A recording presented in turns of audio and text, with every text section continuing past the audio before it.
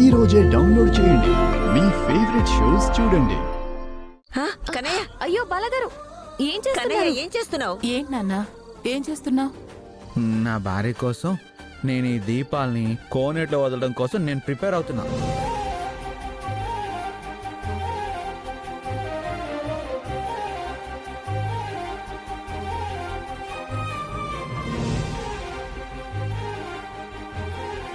కన్నయ్య, నువ్వు ఈ పని చేయడం ఏంటి?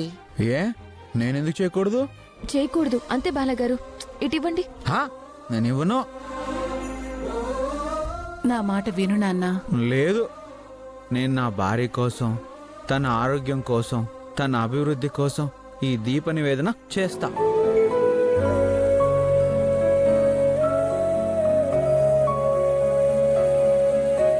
నువ్వే అంటావుగా భార్యాభర్త సమానం అని. అలాంటప్పుడు ఎందుకు భార్య కోసం భర్త ఈ పని చేయకూడదు? మీరు మీ భర్తల కోసం మీరెన్ని చేస్తారు?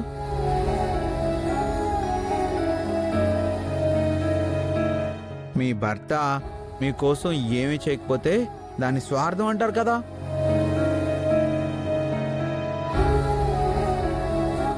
ఎప్పుడు మీరే మీ భర్తల కోసం ప్రతి పూజ చేస్తారు. వ్రతాలు, అభిషేకాలు అన్నీ భర్తల కోసం చేస్తారు.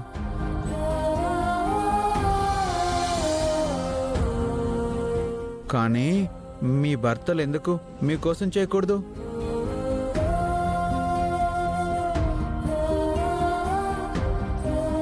భార్య భర్త అన్నిట్లో సమానం అన్నప్పుడు పూజల్లో కూడా సమానం ఉండాలి కదా. బావగారు, మీరు అడిగిన దాంట్లో తప్పు లేదు. కానీ మీరు అడిగిన ప్రశ్నకు కూడా మా దగ్గర సమాధానం లేదు. బాబాయ్, సమాధానం లేదంట అంటే ఇప్పుడు మమ్మల్ని కూడా వచ్చి చీర గాజులు వేసుకొని మడిగట్టుకొని కోనేట్లో దీపాలు వదలమంటావా బాలా? అలా అనట్లేదు బాబాయ్. ఎవరికి ఇష్టమైతే వాళ్ళు వాళ్ళ భార్యల కోసం ఇలా దీపాలు వదిలేయచ్చు. నేను నా భార్య కోసం వదులుతా.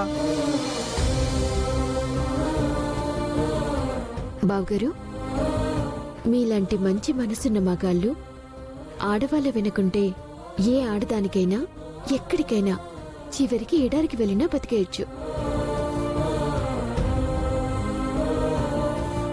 అవునండి, మీరు ఆ రోజు నా మెళ్ళో తాళి కట్టడం నిజంగా నా అదృష్టం.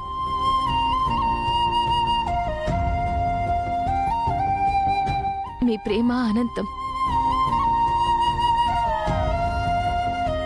అంతరాలు చూడని కల్మషం లేని మనసు మీది. మీకు నేనేమి ఇచ్చి రుణం తీర్చుకోగలను?